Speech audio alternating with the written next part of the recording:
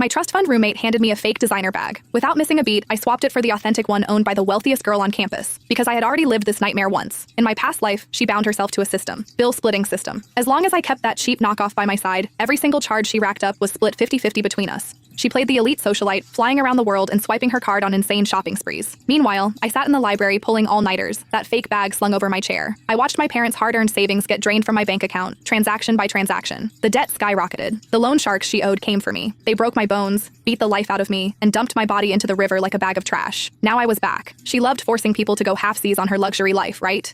But bleeding a broke college student dry lacked ambition. Let's see how she handles splitting the check with an actual billionaire's daughter. I gripped the handle of the counterfeit designer bag. The fake leather dug into my palm until my knuckles turned stark white.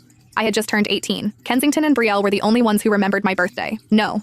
They only remembered it as the day the trap was set. Kensington hooked her arm through mine, playing the perfect bestie. Oh my god, Cleo, happy birthday. This bag looks incredible on you. Promise me you'll wear it every single day, okay? Brielle chimed in, making sure her voice echoed down the entire dorm hallway.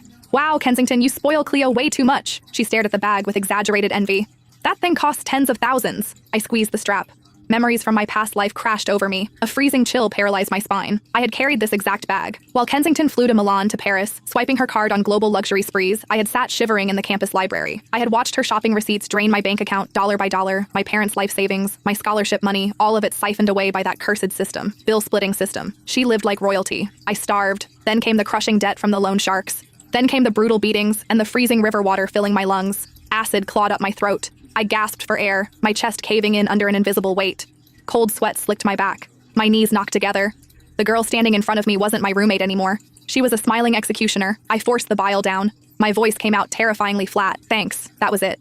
No falling to my knees. No tears of gratitude. Brielle's smile cracked. Her eyes narrowed. What is your problem, Cleo? She stepped closer, jabbing a finger in my direction. Kensington gets you a gift like this, and that's all you have to say? Are you for real? Do you have any idea how much she dropped on this? You ungrateful bitch. Kensington raised a hand, playing the peacemaker. Stop, Brielle. Cleo is probably just in shock. She patted my shoulder. As long as she loves it and wears it, I'm happy. Her mouth formed a sweet curve, but the muscles around her eyes tightened in undeniable, victorious glee. The smug lift of her chin told me everything. She was dead certain the broke scholarship student would worship this knockoff. She looked at me like I was already locked inside her little cage, waiting to be bled dry. I dropped my gaze, pretending to admire the hardware. I needed a second to hide the tremor in my hands and the murder in my eyes. My phone screen lit up against my palm. A new